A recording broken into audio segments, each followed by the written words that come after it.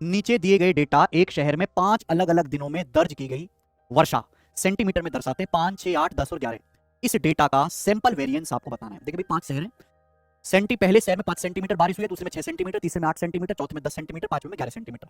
अब इस बारिश का आपको क्या बताना है? सैंपल वेरिएंस आपको बताना है। ठीक है भाई, तो सबसे पहले आप लोग ये कॉन्सेप्ट जानो कि सैंपल वेरिएंस होता क्या है। सैंपल वेरिएंस, अगर सैंपल वर्ड नहीं होता, नॉर्मल वेरिएंस होता है, पॉपुलर वेरिएंस होता है, तो अलग कैलकुलेशन होती। सैंपल वेरिएंस का मतलब होता है सिग्मा एक्स आई माइनस एक्स बार का होल स्क्वायर बटे एन माइनस वन। एन नहीं आएगा, एन माइनस वन आएगा। जैसे यहां पर कितने डेटा सेट है? 5, तो एन की वैल्यू 5 है। अभी बच्चों एक्स बार क्या है? एक्स बार मतलब इन सभी डेटा सेट का मीन है।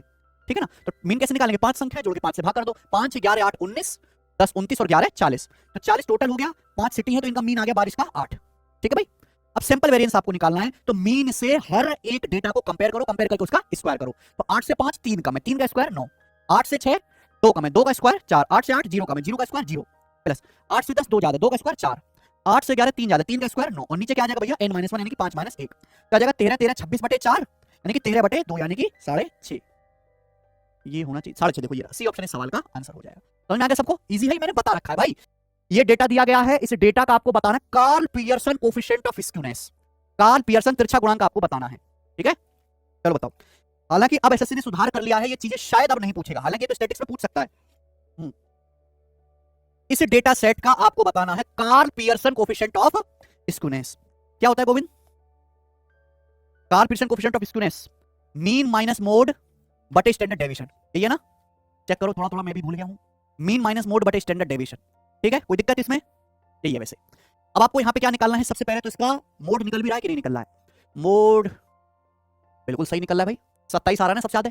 28 तो 2 ही बार आ रहा है। 27 1 बार 2 बार 3 बार। मोड मतलब कोई जो नंबर जो सबसे ज्यादा रिपीट होता है उसका, एक डाटा सेट में जो डेटा सबसे ज्यादा रिपीट होता है उसका मोड कहलाता है। तो इस डेटा का जो मोड है वो 27 है।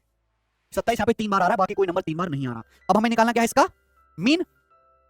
मीन ही निकालना है, तो सिंपल जोड़ लेते हैं ना, सिंपल जोड़ लेते हैं। 27 और 3 30, 30 30 60, 35 और 25 60, 60 60 120, 120 और 40 160, 56 और 54, 56 और 54 कितना आ जाएगा? 100 110, 160 और 110 आ गया 270।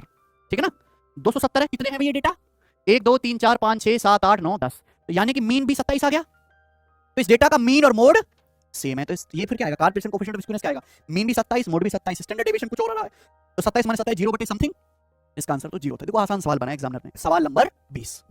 यहां भी कार्ल पियर्सन कोफिशिएंट निकालना है। निम्नलिखित डेटा के लिए Karl Pearson coefficient of skewness बताइए, लेकिन इस सवाल का आंसर 0 नहीं है।